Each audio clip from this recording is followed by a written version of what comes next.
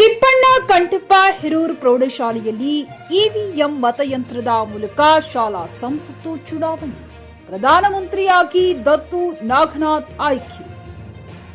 ಕಲಬುರಗಿ ಜಿಲ್ಲೆಯ ಅಫಜಲಪುರ ತಾಲೂಕಿನ ದೇವನಗಾಣಗಾಪುರ ಗ್ರಾಮದ ತಿಪ್ಪಣ್ಣ ಕಂಠಪ್ಪ ಹಿರೂರು ಪ್ರೌಢಶಾಲೆಯಲ್ಲಿ ಭಾರತದ ಚುನಾವಣಾ ಆಯೋಗ ನಡೆಸುವ ಸಾರ್ವತ್ರಿಕ ಚುನಾವಣೆಗಳು ಮತದಾನದ ಎಲ್ಲಾ ವಿಧಾನಗಳನ್ನು ಅನುಸರಿಸುವ ಮೂಲಕ ಇವಿಎಂ ಮತಯಂತ್ರದ ಮೂಲಕ ಶಾಲಾ ಸಂಸತ್ತು ಚುನಾವಣೆ ನಡೆಸಲಾಯಿತು.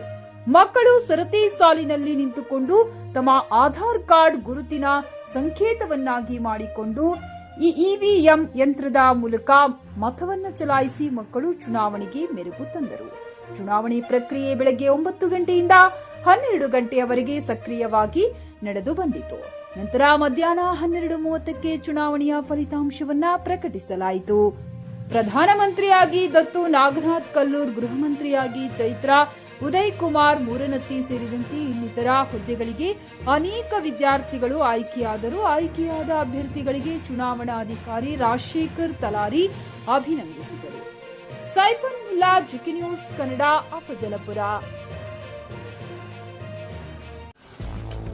ಗ್ರಾಹಕರ ಸ್ಯಾಟಿಸ್ಫ್ಯಾಕ್ಷನ್ ನಲ್ಲಿ ನಂಬರ್ 1 ತೃಪ್ತಿಕರ ದೈಹಿಕವಾದ ಹುಮ್ನಾಬಾದ್ನ ಎಸ್ವಿ ಟಿವಿಎಸ್ ಶೋರೂಮ್ ನಿಮಗಾಗಿ ತರುತ್ತಿದೆ ಹೊಸ ಮಾಡೆಲ್ಗಳ ಹೊಸ ಬೈಕ್ಗಳು. ಇಲ್ಲಿ ಟಿವಿಎಸ್ ನ ಸ್ಪೇರ್ ಪಾರ್ಟ್ಸ್ ಹಾಗೂ ಸರ್ವಿಸ್ ಕೂಡ ಲಭ್ಯ. ಹಾಗಿದ್ರೆ ತಡೆಯಾಕೆ ಹಿಂದೆ ಭೇಟಿ ನೀಡಿ. ನಾಗಲಕ್ಷ್ಮಿ ದಾಬಾ ಹತ್ತಿರ, ಗುಲ್ಬರ್ಗಾ ರೋಡ್, ಹುಮ್ನಾಬಾದ್. ಹೆಚ್ಚಿನ ಮಾಹಿತಿಗಾಗಿ ಸಂಪರ್ಕಿಸಿ 8494951009.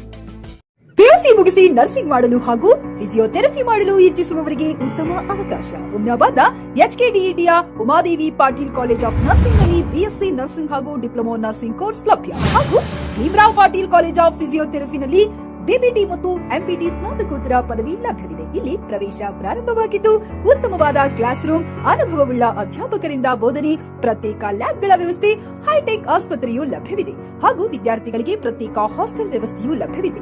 ಹಾಗಿದ್ರೆ ತಡೆಯಾಕೆ ಹಿಂದೆ ಭೇಟಿ ನೀಡಿ. NH 65 ರಸ್ತೆ, ವೀರಭದ್ರಗಿರಿ, ಸಿಂದನಕೇರ ಕ್ರಾಸ್, ಹುಮ್ನಾಬಾದ್. ಹೆಚ್ಚಿನ ಮಾಹಿತಿಗಾಗಿ ಸಂಪರ್ಕಿಸಿ ಆಡಳಿತಾಧಿಕಾರಿ ಡಾ ಸದಾನಂದ ಪತ್ರಿ 9019078988.